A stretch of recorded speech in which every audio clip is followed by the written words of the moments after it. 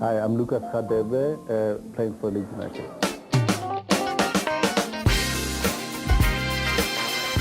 I would put him up there with one of the best defenders in the Premiership. He was a diamond. They did a poll in South Africa at some point, and he was the second most famous person after Nelson Mandela. Just a warrior on the pitch. They were born for Leeds United. There are footballers who are remembered for trophies. There are others that are remembered for goals. And then there are a rare few who are remembered for who they were. Lucas Radebe belongs in the last group. He was never the most talented defender of his generation. He was never the fastest or the most elegant on the ball. But somehow, he became one of the most respected footballers of his era. Not just in South Africa, but in England and in Europe and across the footballing world. This is not the story about hype. This is not the story about a magician on the pitch.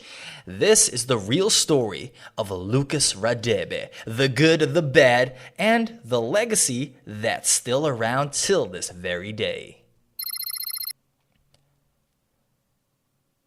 Lucas Radebe was born in 1969 in Soweto.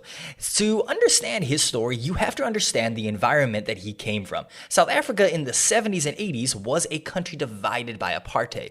Opportunities were limited, resources were scarce, and football wasn't a pathway to wealth. It was an escape.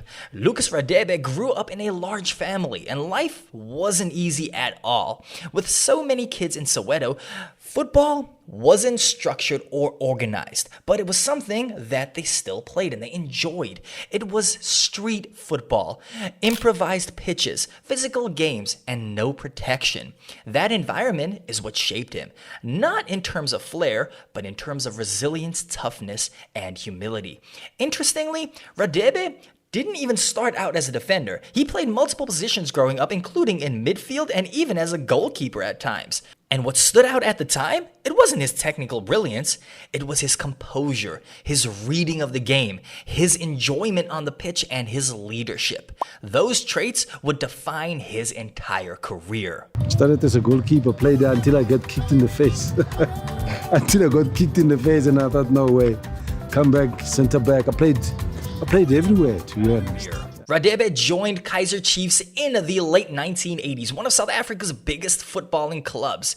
This was still before South Africa's return to international football. The global stage wasn't accessible yet. At Kaizer Chiefs, Radebe wasn't instantly seen as a superstar. He developed gradually. What coaches noticed was his intelligence on the pitch, his positional discipline, and also his calmness under pressure, which was very rare for defenders back in the day. He wasn't flashy, he didn't seek attention, but he was always dependable, and that mattered far more in defense than most people realize.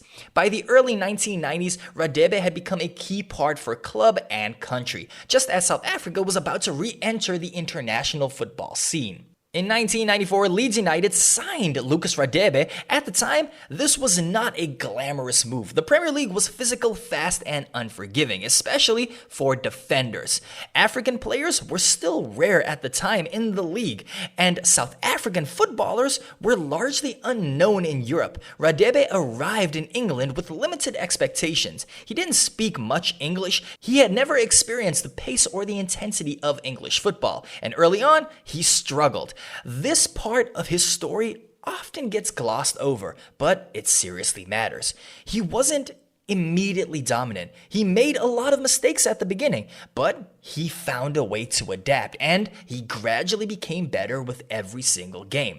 What separated Radebe from many others was his willingness to learn. He listened, he observed, and he improved with every game. And slowly, Leeds United fans began to notice something different in this defender. Lucas Radebe didn't win people over with some flashy skills. He won them over with spectacular tackles and crunching challenges. And most importantly, with consistency. Week after week, he was solid, rarely panicked, and he was rarely out of position. He wasn't a center back who stepped into midfield to dictate play. He wasn't a ball-playing defender in the modern sense of how we understand it. But He was there to always read danger early. He communicated constantly, and he was a leader at the back. He brought calm to chaotic situations, and that calmness became one of the biggest assets in the Leeds United squad. Lucas fitted in very quickly, I felt. And he had what we were trying to talk to our young players about. He had humility. He was a very, very humble man who cared about people. And I think that was the big thing that came across. By the late 1990s, Radebe was no longer just a squad player, he was now a full leader. And then something happened that could have ended everything. In 1996, while visiting South Africa, Radebe was a victim of a carjacking. He was shot in the back, and this wasn't a minor injury. The bullet narrowly missed vital organs. For a period, there was some serious doubts about whether he could walk properly ever again, let alone play professional football. Rehabilitation was long and it was painful. This is a crucial part of Lucas Radebe's story because it reshaped him. He didn't come back as a reckless defender trying to prove something. He came back even more composed. Many players talk about resilience, but Lucas Radebe, he lived it. Within just a few months, he was back in England. Not long after, he was back in Leeds' starting lineup, and that alone earned him enormous respect inside the club. By the turn of the millennium, Lucas Radebe was a captain of Leeds United, and this is where his legacy truly took shape. Leeds United during this period were not a small club. They were competing at the top of English football.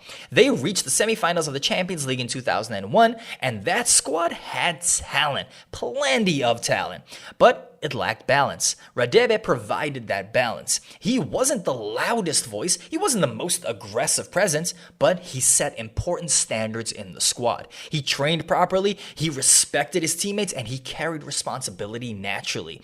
Teammates trusted him, managers trusted him, fans, they trusted and they loved him. And that ultimate trust is what turned him into the Chief.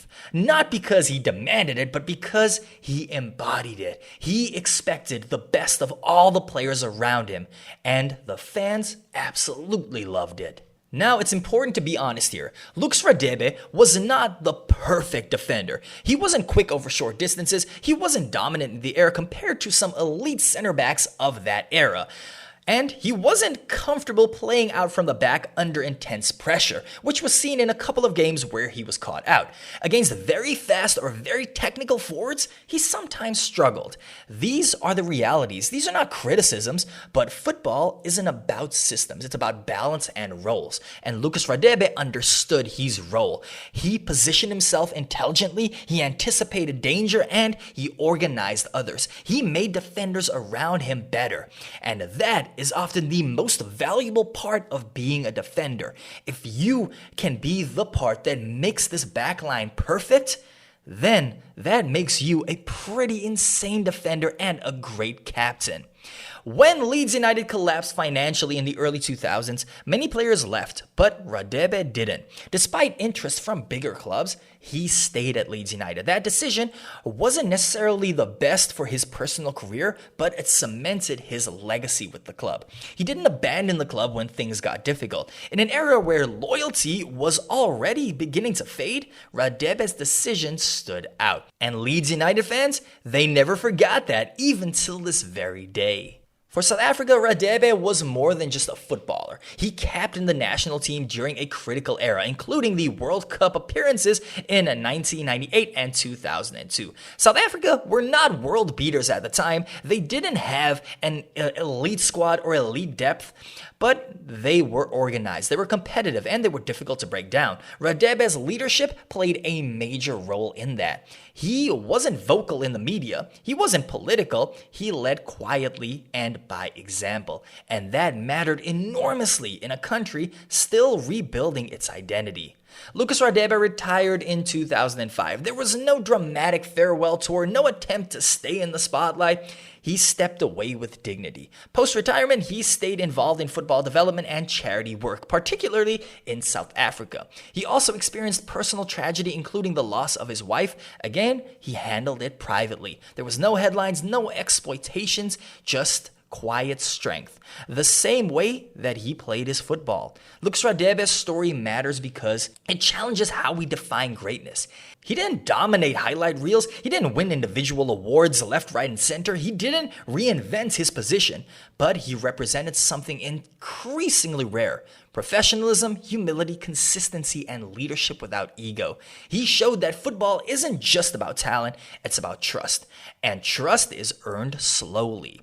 Lucas Radebe wasn't perfect, he wasn't flawless, and he wouldn't dominate modern football tactically in the way that some defenders do, but he would be an elite defender today. In his time, his role, the way he played, he was exactly what his team needed. And I think that could be applied to many clubs today. I could see him becoming the main defender at so many top clubs. He is not a defender based off of statistics. He is a defender that is all about character. And sometimes that is what matters more. So now, guys, I need to ask you, what do you think about Lucas Radebe? Do you think he is one of the greatest defenders of South Africa's golden generation?